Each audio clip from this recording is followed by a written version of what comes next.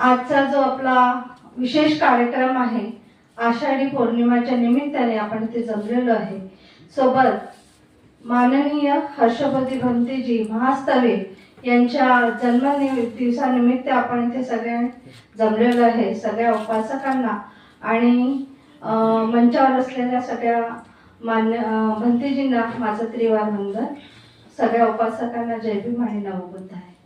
आज हा विशेष दिवस म्हणजे गुरुपौर्णिमा पण आहे आणि प्रत्येकांना वाटतं की आपण आपल्या गुरूंना आज वंदन करावं. आणि आमच्यासाठी आज खूप भाग्याचा दिवस आहे आणि मोलाचा दिवस आहे की आमचे जे गुरु आहेत माननीय परमपूज्य भदंत महास्तवीर हर्षपती भंतेजी यांच्या वाढदिवसानिमित्त आपण सगळे त्यांचे आशीर्वाद घ्यायला इथे जमलेलो आहे. भंतेजींची ओळख माझी बऱ्याच वर्षापासून आहे, पण भंतेजींचे जे विशेष कार्य असतात त्याच्याने आम्ही सगळे प्रभावित झालो आणि आज आमची खूप छान समिती तयार झाली, त्यात मैत्री आणि सद्भावना आणि ह्या सगळ्या गोष्टी आहेत.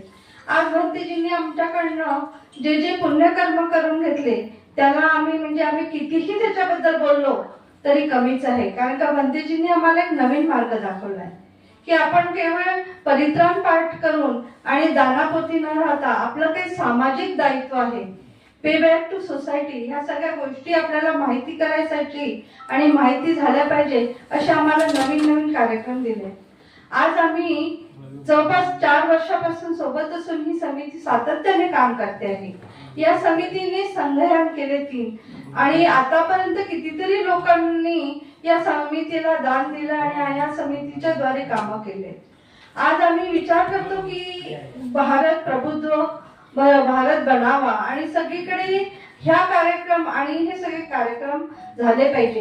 पण जर आपण विचार केला की भंतेजी जे आपले धम्म चालवतात त्यांच्याबद्दल आपल्याला विचार करणं खूप गरजेचं आहे. भीमसेनाने हा कार्यक्रम आयोजित केला, त्यांचे विशेष कौतुक. भीमसेनाने ही जी नवीन प्रभुत्व भारत जी सुरू केलं त्याच्याबद्दलही माझ्या शुभकामना आहेत.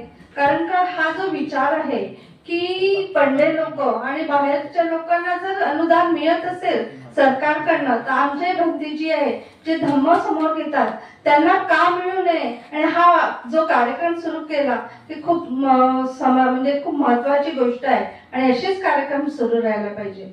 पण महत्वाचा आणखी एक गोष्ट मुद्दा इथे मी मांडू इच्छिते की भंतेजींनी आम्हाला एक खूप छान मार्ग दाखवला आहे आणि बाबासाहेबांचा जो संविधानाचा पुतळा आहे तो 365 दिवस तिथे आम्ही हार अर्पण करतो. त्या समितीला आज 3 ते 3 वर्ष झालेले आहेत आणि सातत्याने हा कार्यक्रम करतो. भंतेजींना हा विचार येणं म्हणजे त्यांची एक त्यांचं एक खूप महत्वाचं काम आहे. आज जर आपण भंतेजींच्या विचारांना फॉलो केलं, भंतेजींच्या विचारावर आपण चाललो, मला वाटतं नक्कीच हा भारत प्रभुत्व भारत होईल. आणि बाबासाहेबांचं जे स्वप्न होतं की मी या देशाला संपूर्ण बौद्धमय करेल हे स्वप्न नक्की पूर्ण होईल असे मला वाटते. आणि याच आशेसोबत मी माझे 2 शब्द थांबवते. धन्यवाद.